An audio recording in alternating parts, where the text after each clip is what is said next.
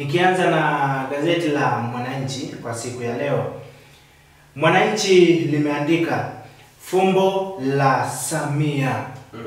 Fumbo la Samia. Fumbo la Samia. Alafu wameendelea kusema kwamba ni kauli yake kuhusu wenye dhamira kuipasua CCM kutaka kila mmoja ajiulize mwenyewe. Acha mjadala na uelewa tofauti. Marekebisho ya katiba yawezesha vikao kufanyika mtandaoni. Umeona? Fumbo la Samia. Yaani kauli yake ni kwamba ndio dhamira kwa wenye dhamira ya kuipasua CCM ndio na kutaka kila mmoja ndio ajiulize mwenyewe. Acha mjadala na uelewa tofauti. Alafu marekebisho ya katiba ndio yawezesha vikao kufanyika kwa mtandao. Unaona? Katiba inasema kwamba vikao vifanyike kwa njia ya mtandao. Lakini baadhi ya viongozi wanasema kufanyika kwa mtandao si sahihi. Kwa ukiangalia inakuwa kidogo sintofahamu. Bwana. Na hiyo ilikuwa ni kwenye mkutano mkutano mkuu wa Chama cha Mapinduzi ulioanza kufanyika jana tarehe 29 lakini pia leo unaendelea siku ya pili. Ndio. Ulikuwa umepangiwa kufanyika kwa siku mbili jijini Dodoma pale. Jembi akomalia migogoro ya ardhi.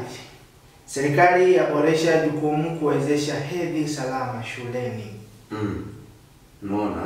Kuna baadhi ya shule si zote lakini kuna baadhi ya shule watoto wa kike wanateseka sana.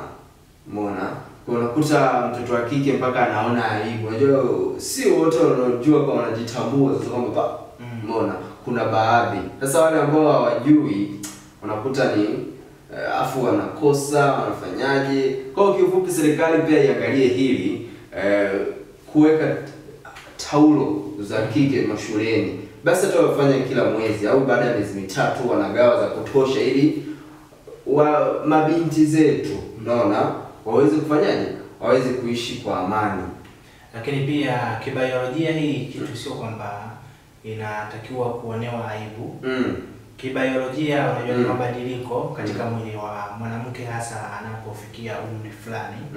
Hicho kitu lazima kitokee na ni kawaida, sio ugonjwa wala sio kitu cha kukionea aibu.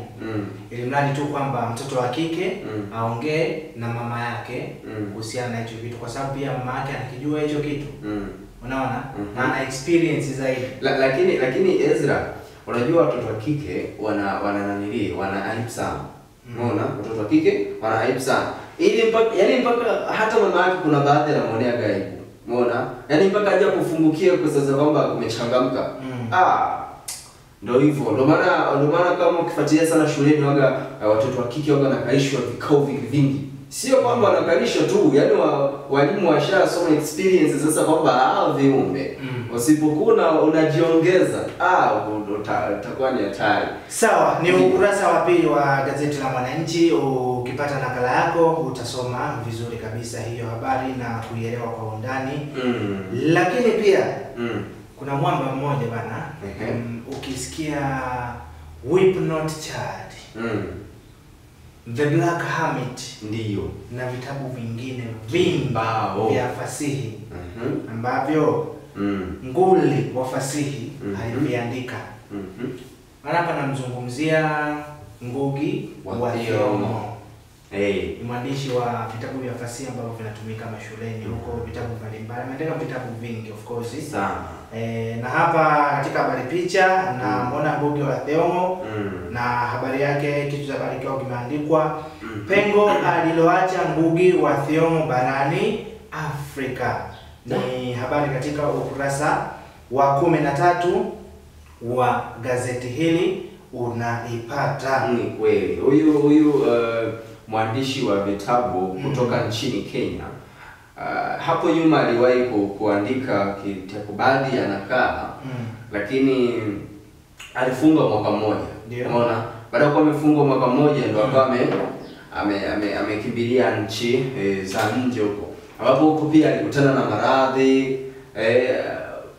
moyo walifanyia upasuaji moyo, lakini Mungu akampenda zaidi. Jana juzi tarehe 28 ndo akawa amefariki. Na Ibra, ndio unajua Ngugi wa Thiong'o, ndio japokuwa hicho kipindi kipindi alichokuwa gerezani, ndio aliwahi kufungwa yule mwamba, ndio mwaka mmoja akiwa gerezani alikuwa anatumia karatasi za maliwato kuandika vitabu.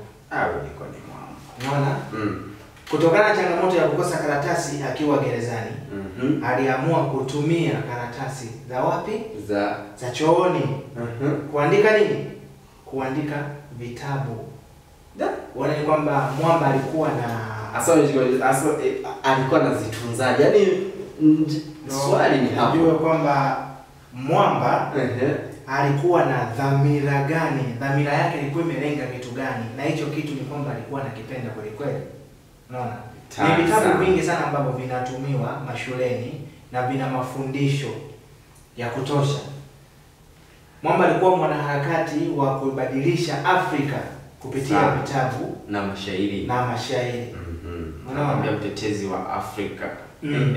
Lakini tukiachana na gazeti hilo, tuje upande wa gazeti la Wamachinga. Ndio. Katika habari picha hapa namuona Mheshimiwa Rais Samia Suluhu Hassan.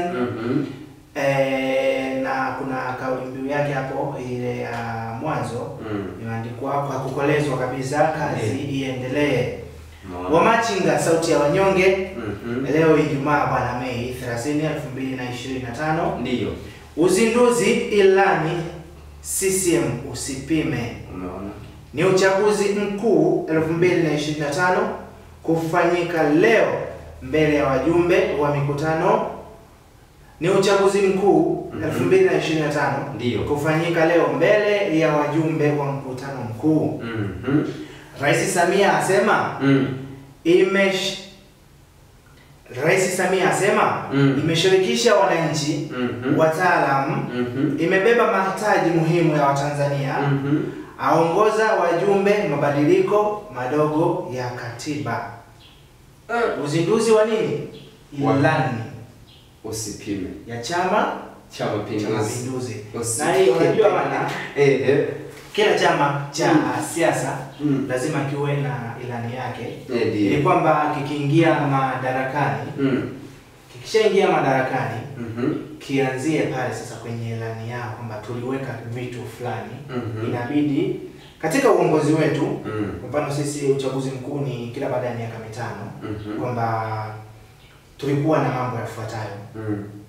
Tuanze kuyazingatia haya mambo. Hata kama itatokea hatutayakamilisha yote, lakini kuna yale mambo ya muhimu